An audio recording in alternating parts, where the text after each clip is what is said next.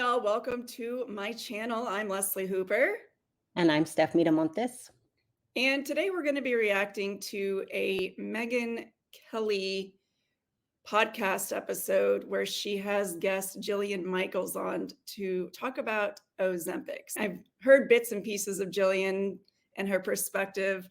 I think she has a little bit more of a controversial take on this compared to others that I've seen. But Steph, I just wanted to get your insight and perspective as we take a look at this short clip of her on the Megyn Kelly show.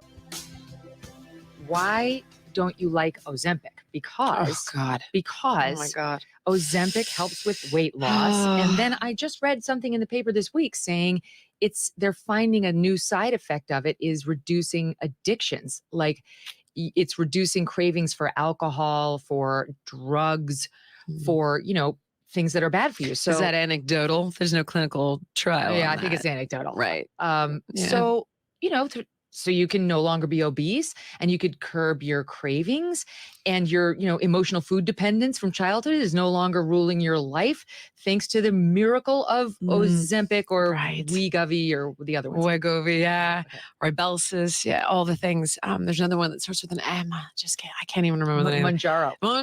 That's right. Yes, it's a bird of the exact same feather. Okay. So first, let's address the following. People often think that Ozempic is being prescribed off-label for obesity. Ozempic is semaglutide. Wegovy is semaglutide. Wegovy is, oh my gosh, forgive me. The FDA has approved Wegovy as an anti-obesity drug. It's not off-label. It's simply a higher dose of semaglutide. Now that it's a higher dose than Ozempic. Yep. Okay. Yeah. So with that said, okay, I don't actually like this for people with type 2 diabetes. There are other options that have less side effects like Jardiance, metformin. There must be because these drugs are new and people have had diabetes for many, many years. So there's got to be some other diabetic drugs. Let's go a step further though. This isn't type 1 diabetes. It's type 2 diabetes, which means we bring it on by eating too much garbage food and we develop a resistance to insulin. You can resensitize the body to insulin because the most effective drug for doing that is exercise. It's not obviously a drug. Point being that you can reverse type 2 diabetes with no side effects that are negative, only upside by changing what you eat and exercising. And now let's say you turned around and you were like, but Jill, the emotional side is beating me down. It's hard and it's getting the best of me every time. And I'd be the first to say, I've seen it, I know it, I understand it. And there's a reason that 95% of the people who lose weight put it back on. And this is the reason, because whatever the food is providing them, they're unconsciously not ready to let go of. Okay, so we think this is a workaround. But the reality is that you can only be on it for, 60 weeks, a year and a half, roughly? On one of these drugs? Yep. Okay. And then the clinical trials have shown that within the first year, people put 2/3 of their weight back on. It's not a permanent fix. Even while they're still on it? No, once they get off of it. Okay. So after a year and a half. Why can they only stay on it for the 60 weeks? This is how long they've studied it for. That is the full duration of the treatment with that drug. And I would imagine because of the extensive side effects, and if you go to the website, you will see everything from kidney failure to thyroid cancer to nausea and vomiting. It's right there. There was an article this week about crapping the bed. Oh, lovely. Yeah, about how it makes you constipated. Oh, what a and good then time. These people are taking, laxatives and overcorrecting, shall we say? Yeah. And so that could impact your sex life as well. Tremendously. I would imagine. Yes, that's a very good one. I haven't brought that one up yet, but I'm going to use it from now on. I'm skinny. I will credit you. Hot, but I crap the bed. Perfect.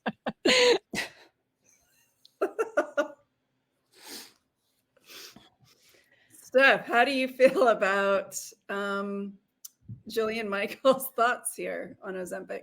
And I want to be clear because I think this video is a little outdated. It's not super recent. So the 60-week thing, I'm not sure if that's still relevant.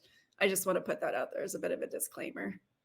Yeah, it's not my understanding that 60 weeks is the limit and then people are just on their own. It's also not my understanding that this is a brand new medication. It's just louder than it's ever been, and there are more branches off of this tree, but it's actually semaglutide type medications have been around for a while now.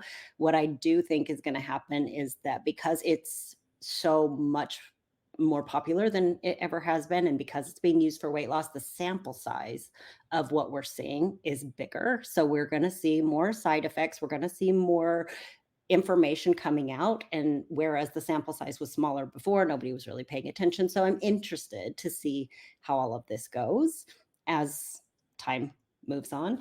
But one thing that Jillian did bring up that I think is good information is the emotional side of things where people may not be ready to let go of stuff and may not be able to or may not be ready to face the emotional demons or even know that they have emotional drivers when it comes to overeating and things like that. And yes, exercise is helpful when it comes to resensitizing your body to insulin. So is just eating less in general instead of overeating and having time restricted eating, meaning time between your meals, not intermittent fasting, but 4, 5, 6 hours between your meals.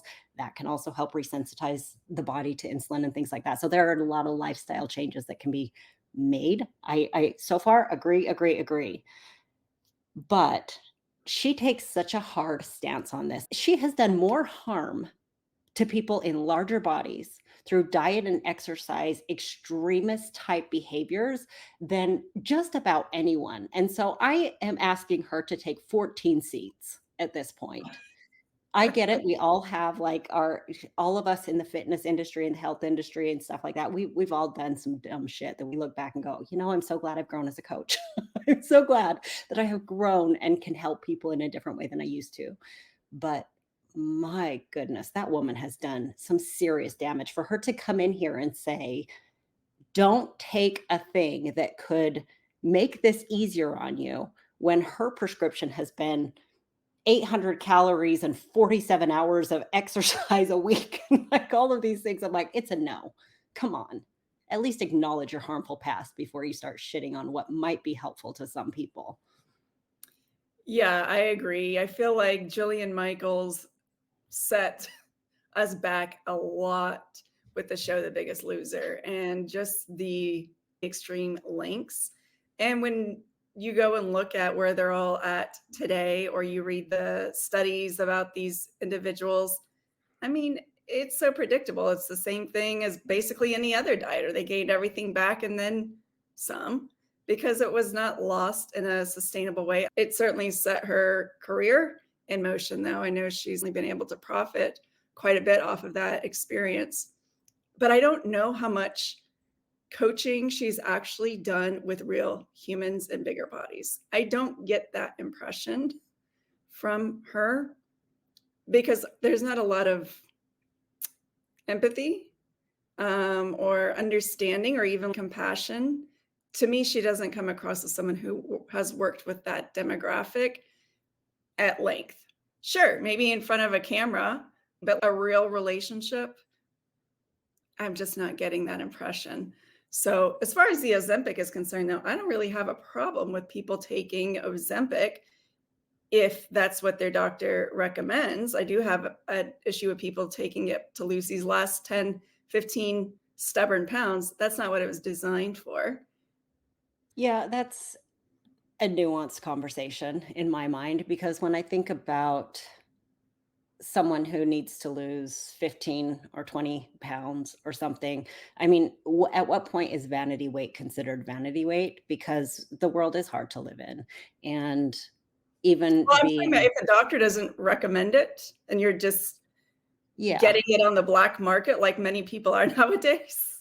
true. Yeah, for sure. But then it also just kind of brings up like, okay, so let's say somebody starts out 50 pounds overweight and they lose 50 pounds on this medication and they get to be at their ideal weight, but they still lost the last 10 pounds with the medication. and somebody else that wants to lose their last 10 pounds is like struggling and fighting, and the last 10 are a lot harder than the first I 10. don't know And that they so, are expected. Like, I guess I don't know enough about it, because is somebody not monitoring you? Because it's my impression that you're not necessarily supposed to be using it all the way to your goal weight necessarily. It's to get your health markers where they need to be, and then to stay. Of course, everybody abuses shit. And I mean, people have the same feeling toward dieting, right? You start losing right, weight and then you're exactly. terrified to add any foods back in, or you become terrified of food. And so you end up losing more and more and more because you don't know how to do maintenance. So I agree with you. Doctors should be monitoring, this black market thing is a little tricky here. No different than any of the other circles that we've hung out in when it comes to black market, all sorts of things. Bodybuilding, Bodybuilding, steroids, all of that. exactly, everything, all of it. So, I don't know, I feel like it's a big conversation, a very nuanced conversation, one that I really enjoy having, frankly, because I can see both sides of it just because I've lived in the pain cave. I know what that's like, and I've Yeah, worked with so many people that feel exactly the same, and whether they have 100 pounds to lose or 15 pounds to lose, sometimes the pain is the same for sure. them. That doesn't mean so society-wise the pain is the same. There's social stigma that comes with living in a larger body that doesn't exist living in a straight-sized body and things like that. But the pain for themselves, the self-worth, the self-esteem, those kinds of things still exist. And it really takes some body image work, some Yeah, self-acceptance, self-love, understanding work to peel those layers back. And some of this can feel like a full-time job to like, how do I get myself to eat healthy, to exercise, to take good care of myself, to do the self-care, to do the journaling, to also have a good and healthy body image, to do all of these things. Like, it can be difficult, especially without mentorship, especially without somebody holding your hand and walking you through it. And you're just reading all the articles, and your neighbor's over here dropping 20 pounds and finally looking sexy as hell. And you're like, that's the easy way. Like, it's a whole thing. I get it. I get it from every angle, really. I just think Jillian misses the mark big time. Like you said, there's no empathy, there's no compassion. She's just being loud for the sake of being loud. And I would bet that her actual opinion is more nuanced than the verbal diarrhea that she is spouting all over the internet right now. Like, I just don't, sex sells. Like, this she's all or always been a nothing little bit of a binary. controversial voice, though, Right. especially in the industry, and that's gotten Yes. her attention. And to have a large following, you do have to be a strong, opinionated person to get people's attention. Otherwise, it's just gonna get lost in the fray. I feel like when it comes to Ozempic, it's very much a person-to-person, case-by-case basis. And what's the game plan on the other side of the weight loss? That's the conversation that seems to be missing as well. What contributed to us getting to this point? Right. If we're Right. not having that conversation, then I guess prepare to be on it for the rest of your life, because, as she said, and as well documented, people just regain it in the same way that a lot of people have the gastric sleeve or whatever, and then they end up gaining weight after that. I mean, imagine dropping 20 grand and then regaining the weight after that. That sucks. Yeah. Um, Yeah. Brutal. so there just needs to be more conversation around what created this. How are we going to sustain it once we lose it? We have clients that are on Ozempic, don't have a problem with it as long as they are continuing to do the psychological work that is necessary for them. I will say the one thing that I do find difficult ish, not impossible, but a little more challenging, is helping them navigate their hunger cues, because those are almost non existent. I honestly think that for the most part, I've noticed that a lot of people are bringing it back to just their more true signals. I just think that the loud food noise Diet that they brain. thought were hunger signals are no longer existing. But if they're still following the habits, I think there is some, everybody's a little bit different, right? Their own individual biology, their own experience, what they're eating, and higher volume foods versus lower volume foods and what they can stomach, what they can't stomach, because there are some GI issues that some people are experiencing. My clients that are on it, I haven't had any GI issues as of yet that I've heard of, but they all have really good habits. None of them are trying to shove a bunch of food down their mouth that doesn't fit. And they are listening for their hunger cues and they're noticing that they are coming. They're just not experiencing the same level of cravings and urges and things like that that they were experiencing before, which I find really interesting. And I think it's pretty dismissive. I don't know what Jillian's take is now on the whole. We're seeing people drink less and struggle less with addictions and things like that. But it was pretty dismissive for her to be like, is that just anecdotal? Because it's a pretty big anecdote and it's worth looking into as well, because this world is just very stimulating. People have a lot of stuff. So I actually find it fascinating. I find it interesting. I don't want to sit here and plug it as the end all be all. I just think that there's a time and a place for some. And I think it's pretty short sighted to dismiss it when people have struggled with weight for decades and they're only getting bigger and they're only struggling more and more and more. I don't know. Yeah. Oprah recently came out talking about her leaving Weight Watchers because she wanted to do this special on her weight loss using, she hasn't named the drug yet, but everybody knows it's Ozempic or something along those lines. Yeah, Zepbound or something, probably. Yeah, people that were reacting to that were talking about how fucked up America is because their position is, of course, blaming it on the food, fast food, long work hours, creating this prime environment for Americans to use food as a way to numb, check out, avoid. And then here we are using big pharma to come in and like put a big ass band-aid over the problem that we've created. And I'm like, yeah, Yeah, that sounds on brand right there. fair enough. We Yep, get to exactly. make money at both ends from the I mean, that was my thought too, is like, hey, what if, so let's say a huge portion of the country gets access to these medications. They're getting cheaper, they're becoming more available. And all of a sudden, people are eating reasonably. What's going to happen with restaurants? Are they going to come back to normal sized portions instead of these giant turkey platters of food because everything's just being taken away from the table and tossed in the trash? Are we going to see a social shift and adjustment, which is desperately needed? We don't need a supersized life when it comes to our plate. Like, calm down. Like I just wonder. I wonder what the social impact is going to be, what the long-term effects are going to be. I don't know. This is Yeah, a fun it'll little be, social experience. I hope everybody's safe. But also, we've been here before.